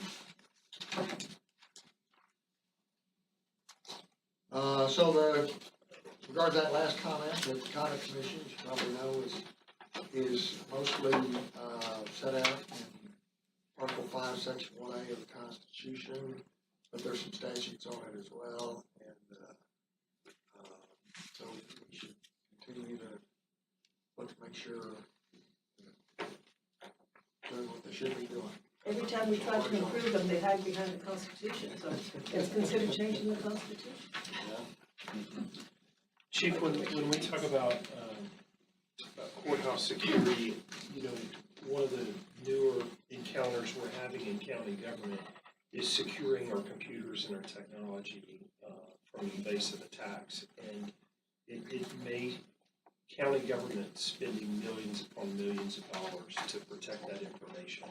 And when we have breaches locally, you know, I'm always most concerned is there a breach on Odyssey, because there's, you know, information there. So I don't know where that would fall in here, Megan, but if there's a possibility of adding securing our people, securing our facilities, and securing our technology. And at the OCA helps us test that from time to time. So we send out fake emails. I got a fake email from Megan. A lot of people did not pass. I sent out At txcourts.xyz. We sent out a fake one from me offering people a bonus if they responded to it. And a few people did. Megan sent out one that said, "Oh, you're wonderful and we want your ideas," and a whole bunch of people. Megan's more of an attraction than I am. But you never click on anything. Just, you know, brand that on yourself or whatever it takes. Never click on anything. Chief, is it more likely that you would actually offer a bonus or that Megan would want people's ideas? I think you passed. You did pass, yes. I got, that was very, Casey does not tell me when he's going to send those out, and I got a flurry of texts and calls. I got this weird email from you, and I clicked on it, and I think something bad is gonna happen. I immediately disconnected my computer. I'm like, it's okay, it's a test. I did not pass. You have to do more training. Judge Keller sent out one that said, "We need your help on a criminal case that we're trying to decide. What do you think about this?" Not very many people responded to that. But it's interesting, so. Sorry? Yes, and we have a few minutes for a public comment this morning. Request, so we're happy to hear from John Woodley, who has asked to speak to us. John? Would you like me to stand up here? You can stay right there. All right, and I would like to know if disability issues is a very broad subject, and I wanted to do a presentation at a public limited statement. So can I have the opportunity to read this? Sure. Okay, so I'm John Woodley. I'm with Advocates for Disability Access, and I'm representing myself as well as Advocates for Disability Access. And we do have reasonable accommodation requests for people with disabilities for equal and effective access to due process under the American Disability Act reform. If you read the 14th Amendment, Equal Protection and Other Rights, Section 1, all persons born or naturalized in the United States and subject to the jurisdiction thereof are citizens of the United States and the state wherein they reside. No state shall enforce or any law which shall abridge the privileges or immunities of citizens of the United States, nor shall any state deprive any person of life, liberty, or property without the process of law, nor deny to any person within its jurisdiction equal protection of the law. As judges, legislators, attorneys, officers, and others of the Judicial Council who support upholding the Constitution and laws of the state of Texas, the United States of America, and for preserving life, liberty, property, and equal protection of the laws and stability, in order to prevent major economic damage caused by loss of employment, school dropout, imprisonment, and a significant and unsustainable drain on local, state, and federal funds. We need to administratively and executively create and enforce the civil right to legal counsel. Beyond the requirements of notice and hearing before an impartial decision maker, due process may also require other procedural protection such as an opportunity for confrontation and cross-examination of witnesses, discovery, decision based on the record, or the opportunity to be presented by counsel. In some civil and administrative cases, due process requires that a party have the option to be represented by counsel. In 1970 case Goldberg versus Kelly, the court held that a government agency must permit a welfare recipient who has been denied benefits to be represented and assisted by counsel.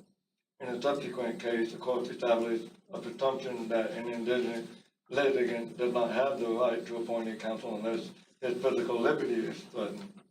The court also held that fact that an indigent litigant may have a right to appoint a counsel in some civil proceedings where incarceration is threatened does not mean that counsel must be made available in all such cases. Rather, the court considers the circumstances in individual cases and may hold that appointment of counsel is not required if the state provides an appropriate alternative safeguard. The statute of limitations is a law that imposes a time limit for bringing a case. Once the statute of limitation expires, a person cannot pursue even an otherwise valid claim. The Supreme Court has imposed a few due process limits on state laws that create, alter, or eliminate statutes of limitation for civil suit. The court has held that a statute of limitation does not deprive a person of property without due process of law unless it applies to an existing right of action in a way that unreasonably limits the opportunity to enforce the right by suit. A state may also extend the time in which civil suits may be brought in its court and may even entirely remove a statutory bar to the commencement of litigation. The court has held that the repeal or extension of a statute of limitation does not impose an unconstitutional deprivation of property on a defendant who had previously might have invoked the statute of the defense. The court explained a right to defeat a just debit by the statute of limitations is not a vested right protected by the Constitution. In Douglas, the states, of course, are prohibited by the Equal Protection Clause from discriminating between rich and poor. As such, the formulation and application of their laws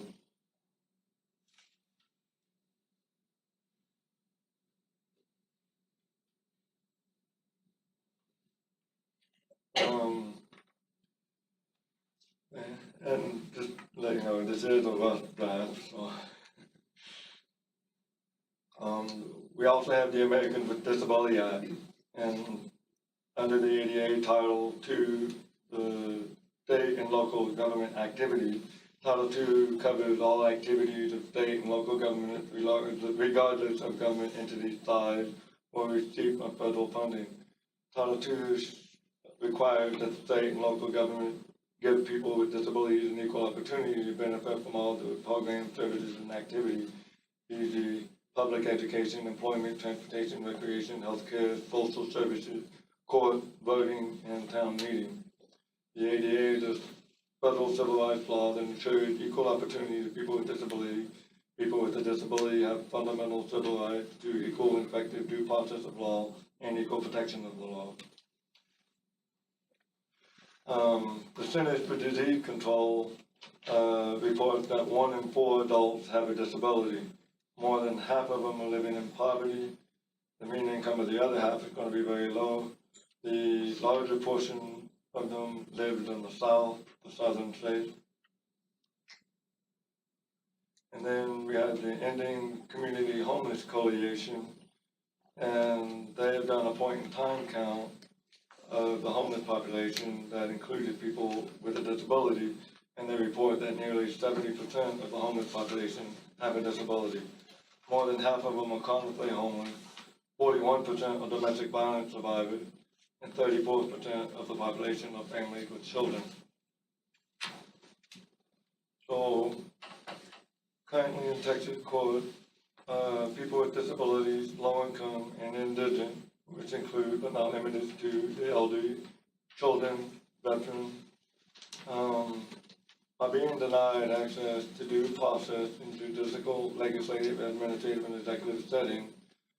People, especially people with communicative and cognitive disabilities, won't have trouble following simple instructions, much less the astronomically more complex and unbalanced judicial, legislative, administrative, or executive process without an attorney, and are being denied the opportunity for an equal and effective access to equal protection of law under due process.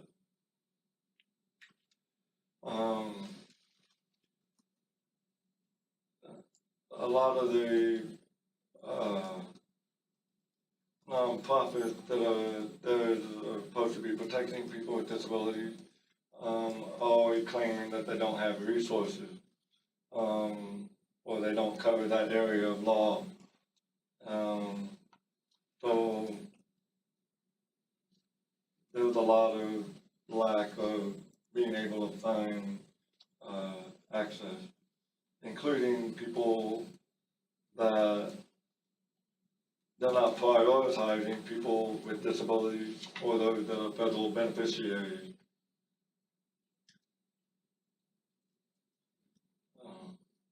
I'm not going to name all of them unless you would like to discuss them. So we the people with disabilities plead that due to time constraints, urgencies, and statutes of limitation, that you suspend rules, statutes of limitation, implement restraining orders to prevent rulings that would disadvantage the person with a disability or the low income at or below around 400% of the federal poverty level, to investigate and reinstate cases with a reasonable accommodation which were denied, even if they didn't know how to file such a reasonable accommodation, as many courts lack clear process or the ability to allow for alternate communication. I would like to see a guarantee of a civil right to effective legal counsel for those that are indigent, low income, at or below around 400% of the federal poverty level. If they cannot afford legal counsel, they should be appointed for effective full legal counsel in all effective litigation. If you would like to hear some of my stories, I can. Our time's up today, Mr. Woodley. Okay. But thanks for your comments. Thank you. And the access is an issue as a part of the charge for the Public Trust and Confidence Committee, so we should look at all kinds of access, including disability access, access to the poor, just making sure that judiciary is there for everybody. Thank you, Mr. Woody. Anything else to come before the council? Well then, thanks for coming. That concludes all we have for today, and we'll leave it up. Thank